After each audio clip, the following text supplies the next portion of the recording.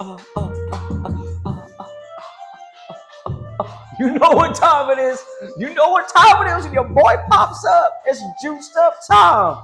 Episode 18 of the program. Let's go, let's go. Just another week down. We talking sports, and you know we about to really clown. Episode 18 of the Juiced Up Show. I'm Young Jake, and you know I'm coming with the flow.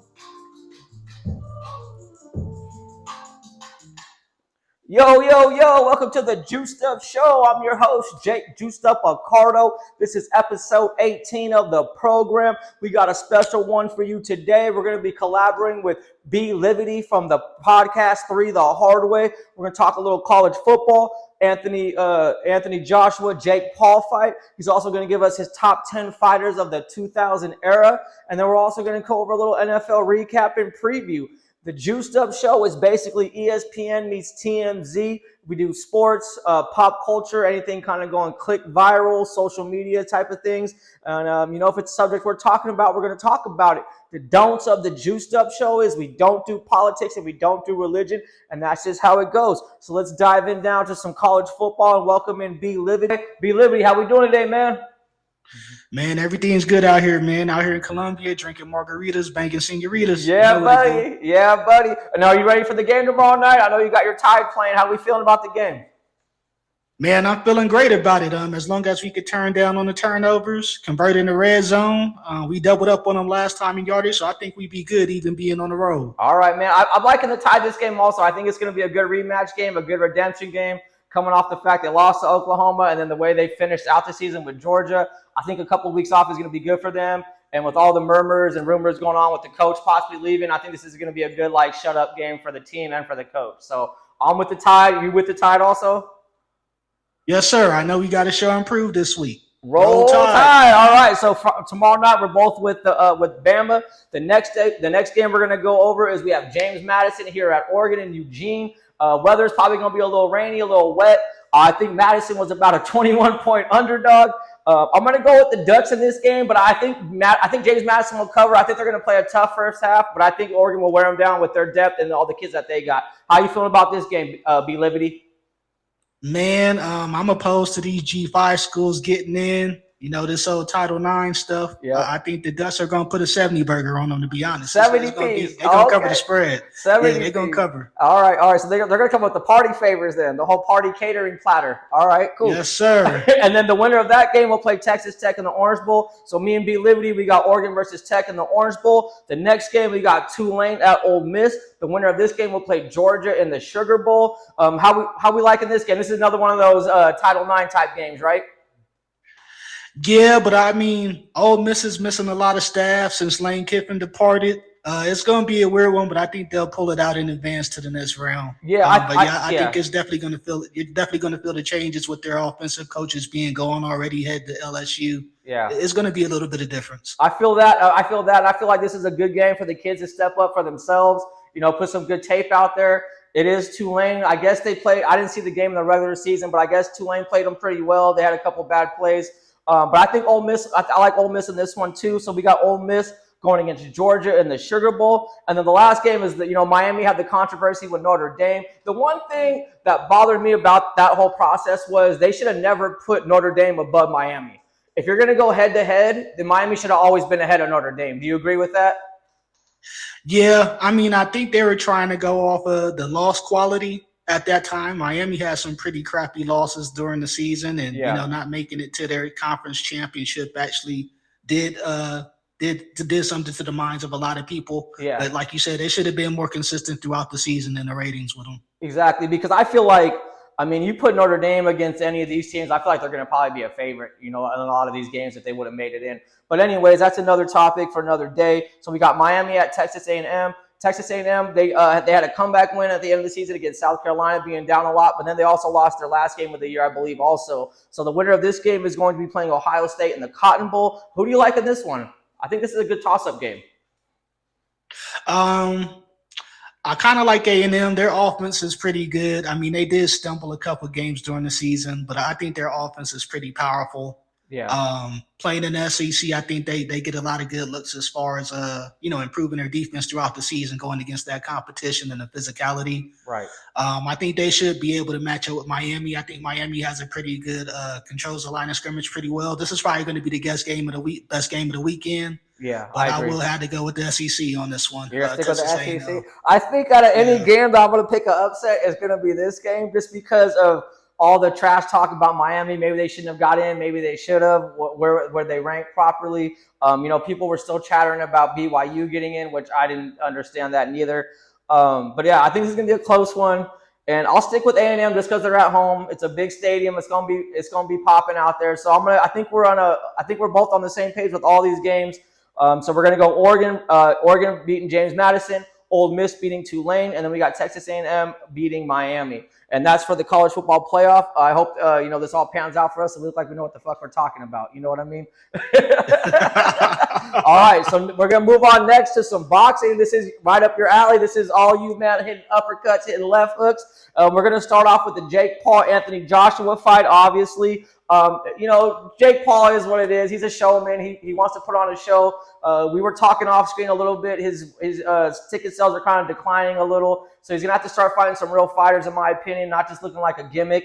Let's do a quick rundown of the tail of the tape. We got Anthony Joshua, age 36, going against Jake Paul, age 28. Joshua has a 5-inch height advantage. He's 6'6". Paul's coming in at 6'1". That's also going to give Anthony Joshua the reach advantage at 82 to 76. And then the professional fights, obviously Anthony Joshua is winning in that category. He has 32 total fights, 28 wins, 4 losses. 25 of those are by knockout. Jake Paul has 13 fights, 12 of them versus UFC fighters or some no-name mofos. And then he has 12 wins, 1 loss, and 7 knockouts. So the 1 loss obviously came to Tyson Fury's younger brother, Tommy Fury, if I'm correct. Is that right? Correct. And I think watching that fight, he tried to hold his own, but you could tell he wasn't in that caliber of actual boxing, fighting actual boxers. That's what my opinion was watching the fight. And so tell me how you feel about this fight, after watching the weigh-in, him putting on the little show, making the faces. Like, how you taking this fight? What are you thinking? So I mean, there are some different parallels in this one. Glove size, they're not using the typical 8 ounces. They're going with 10. Oh, okay. I believe it's only an 8-round fight. Okay. But it does count towards a professional record. Okay. Joshua's actually in the best shape he's been in the last couple of years. He looked pretty good with that baby oil on at the weigh-in. He looked pretty good. He came in at 243 today, which is his lowest weight in a long time. Yeah. And you got to go with the experience on this one. I mean, he's an Olympic gold medalist, 2-time world titleist at heavyweight, unified as well. Are we seeing a knockout? Are we going 8, or what are you thinking? Are we seeing a knockout? And what round if we are? If it goes longer than 4, I'll be surprised, man. Because I mean, last time they put Joshua in there against somebody that has, exhibition type with Francis Ngannou, he took him out early and had him tearing his patella tendon or some shit like that. So this is like a glorified sparring match, kind of in a way. In my opinion, I don't think Jake Paul necessarily has the footwork to where he'd be able to implement the game plan to beat Joshua. There's 2 ways he could play it. He could make Joshua chase him down, which would be the smart way to go about it and counter. No, I know Jake Paul. He kind of uses a bigger ring sometimes. Are the ring dimensions the typical ring? This is actually a bigger ring. Okay. They're 22 by 22, so it should benefit him. Okay. He should have the stamina to go 8 rounds. And like I said, his best plan would be to stay on the outside and make Joshua come to him. But if he tries to be on the offensive and get inside of a mid-range, in a pocket to exchange with Joshua, that could be detrimental to him. So I think he would be better just trying to make Joshua seek him out. It would definitely go longer in the process if he does that. So if Jake Paul, if you're in his camp and you're watching tape and you're thinking if we're gonna try to really win this fight, I mean he's gonna have to get inside with the reach disadvantage, I would assume. So what would be his strategy to try to win, other than just kind of tiring him out, like out cardio him? Is he going to have to stick and move? Because he's going to have to get inside eventually, I would think. I mean, he's going to have to mix it up. So he's going to have to box from the outside for one, but he's going to have to get his respect as well. So he is going to have to take his chances. If he does try to go on the inside, make sure he jabs his way in, keep his guard up. Okay. Joshua's good with the counter, right? That's how he caught Francis Ngannou walking in on him. But the thing is, Anthony Joshua has a pretty tight jab for his size. So Okay. he's just going to have head movement is essential, and that's something that I haven't really seen Jake Paul do. Right, Like right. his head movement isn't that great. And his chin really hasn't been tested yet. So we'll see how it goes. I'm going to go with obviously Anthony Joshua. I'm thinking maybe a knockout in the 6th just to prolong it to keep the viewers involved. And obviously with the first couple rounds, it's going to be a little filling out process. But I think once they get settled in by the 3rd, 4th round, it's going to be Joshua just taking over. And just for the Netflix, I can see it going the distance just because of the whole Netflix thing.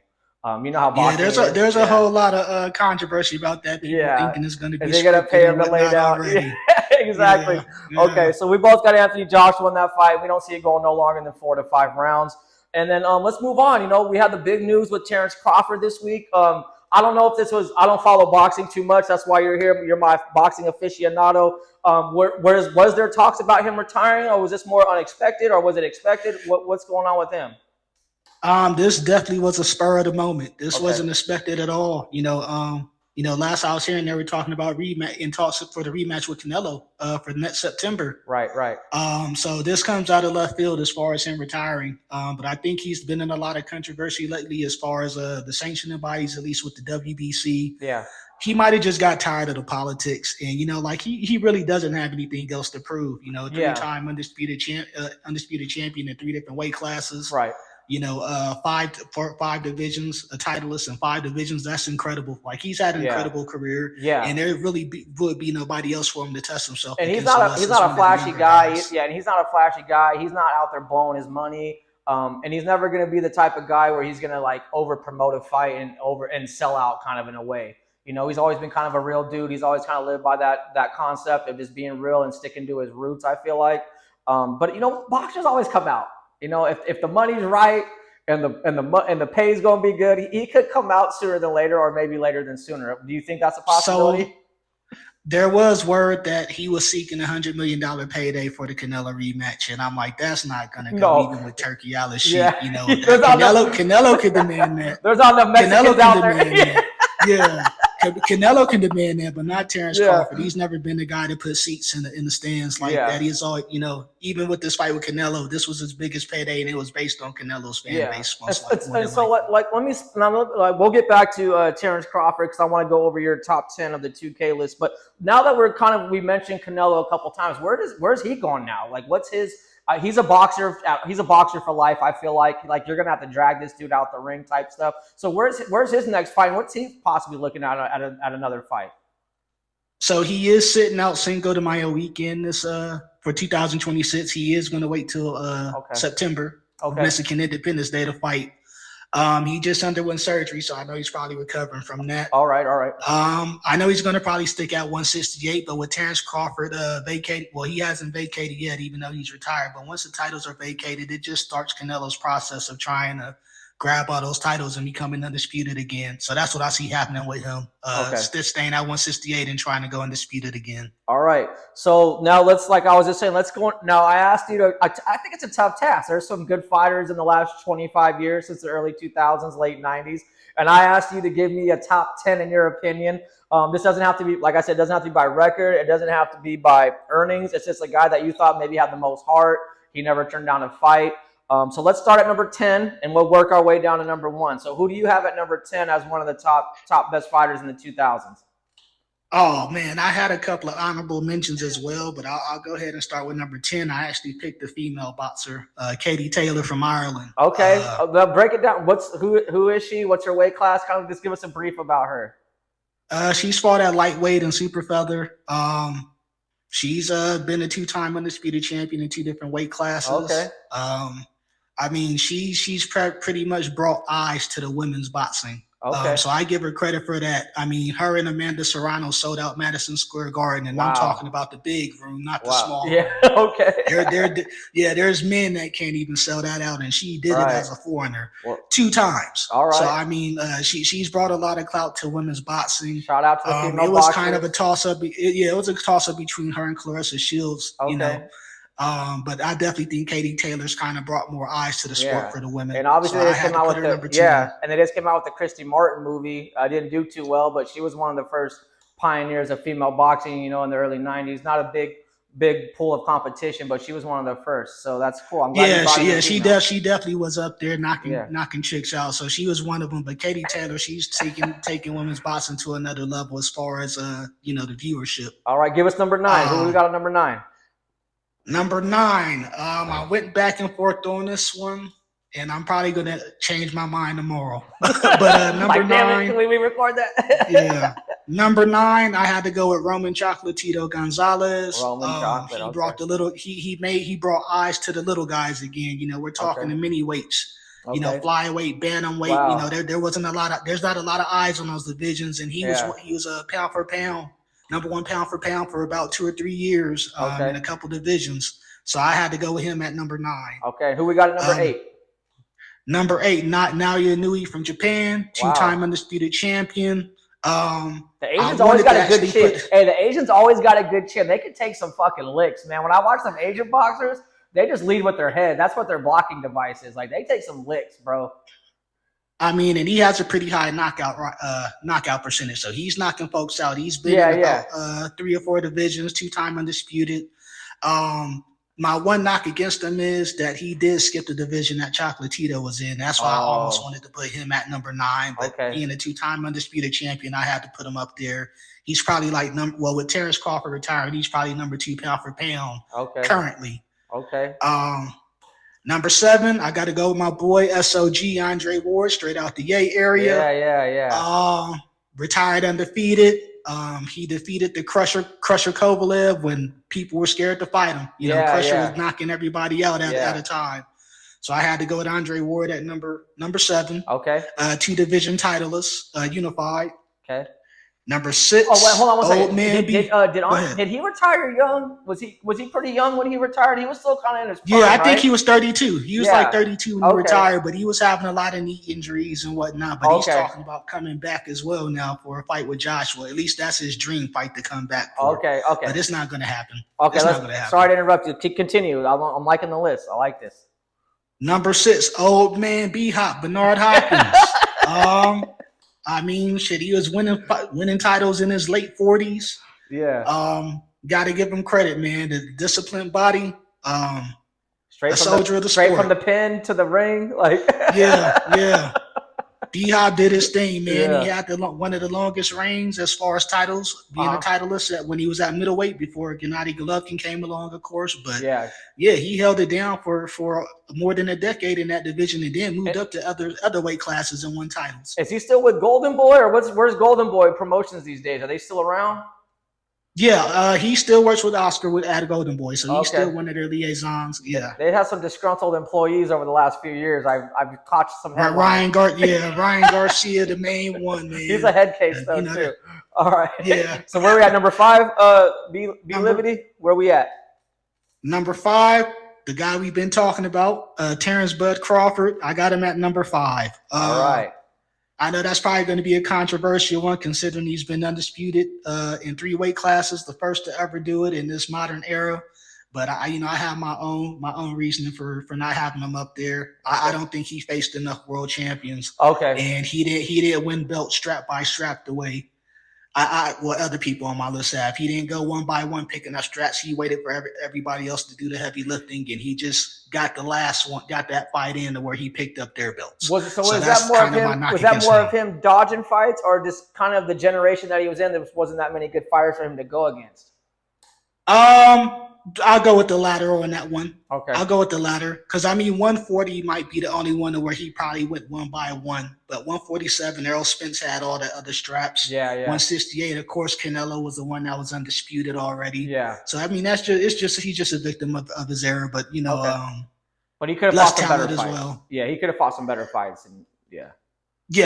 I definitely would have loved to see him fight at least more guys that were champions. He only has 13 on his list as far as champions that he's faced. And, that's a good criteria. I like that. Okay, number 4 then. Let's go. I like this. Number 4 from Ukraine, Alexander Usyk. Okay. To go from cruiserweight to heavyweight and be undisputed in both divisions, it's literally a difference of he was 190 at cruiserweight. Mm-hmm. And building up your body to go to heavyweight to fight guys like Anthony Joshua, Tyson Fury, guys that are 250 easily in the ring. And he did it skillfully. He picked up belt by belt individually. I got to give him props for that. All right. He went through a gauntlet to get his. Two-time Olympic gold medalist as well. So I give him props for that. I'm liking this. We got a little bit of everything. I like this. Okay. Number three, Canelo Alvarez. Beat 19 world champions, 3 division world titleists, undisputed at 168. He's been carrying the sport of boxing for pretty much since Floyd Mayweather retired. Yeah, so I mean, and he actually fought Floyd in his young years too. He fought Floyd in his early 20s or something like that when he fought. Yeah, Floyd? I think he was like 21 or 22 at the time. He was still a young pup. Now, what do you think about I actually like that version of him better. No, he did say, I think, if I'm not mistaken, in the press conference after the Bud fight, he said Bud was a better fighter. What do you think about that? I'm going to say no. No. Okay. I just can't do it. I mean, Floyd's resume is impeccable, so I mean, I can't really do that and say he's better. But I'll get into that on the rest of my list. Okay, go ahead. Number two, Manny Pacquiao. Gotta go with Pac-Man. 8 division world titleist. Yeah. I mean, beat Keith Thurman at the age of 30 to pick up another strap. You can't deny his legacy. All right. But he can't be number one because he didn't beat Money Mayweather. So is that your number one? Is that your number one? Yeah.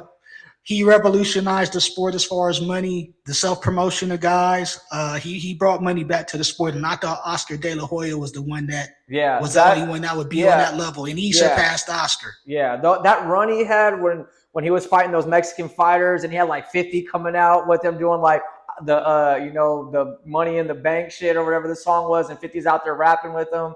And then the 24/7s, people forget about those on HBO. Those were big, dude. Yeah, they didn't have that before. None of that was there before. And they can't do it now. They can't keep him going now because he's not there. So they don't really have those anymore. But those 24/7 that doc series was awesome, dude. Those were great. And I can't remember what the statistics are, but he actually brought a huge economy to Las Vegas by himself. Absolutely. Only fighting twice a year. So that's my top 10 for all the cars he'd be buying and shit.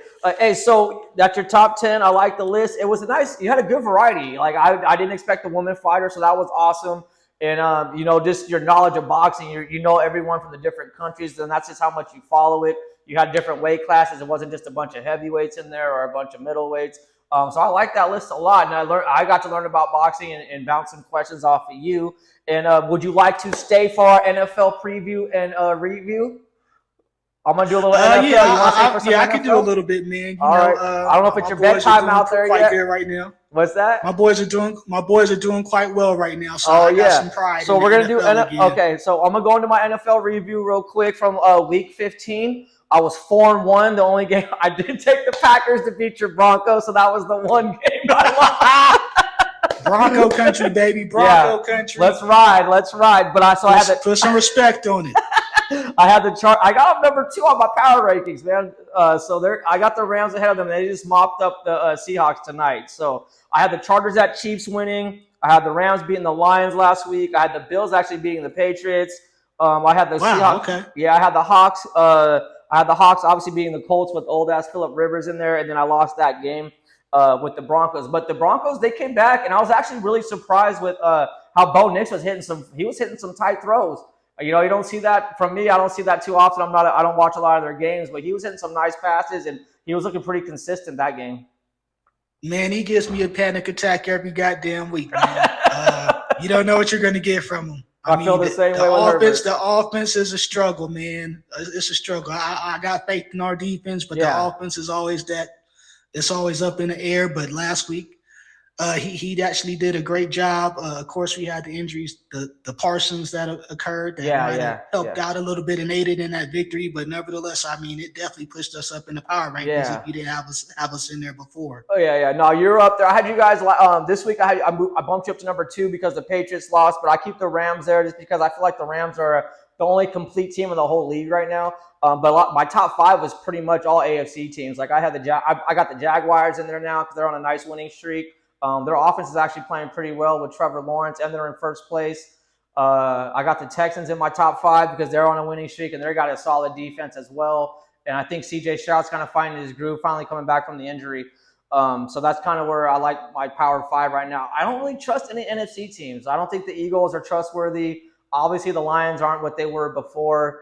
So I don't really trust a lot of NFC teams. What NFC teams would you kind of trust, looking at that side of the NFL, on the conferences? I'm one of those guys where you still got to knock out the champ. I know the Eagles have had some hiccups, and of course they got the head-to-head against the Rams early this year at full strength. Yeah. So I mean, honestly, I still would have them until they get beat. I got to put them up there. Okay. Of course, the Rams. I like the what NFC West is just kind of nice, man. They're through and through between Seattle, the Rams, and the 49ers. The Niners are kind of a sleeper this time around. Yeah, the Niners are a little bit of a sleeper. Everyone's not. And really they're banged up. Like they're without Fred Warner. Yeah. But they've still been playing good ball with the whole quarterback carousel between Mac Jones.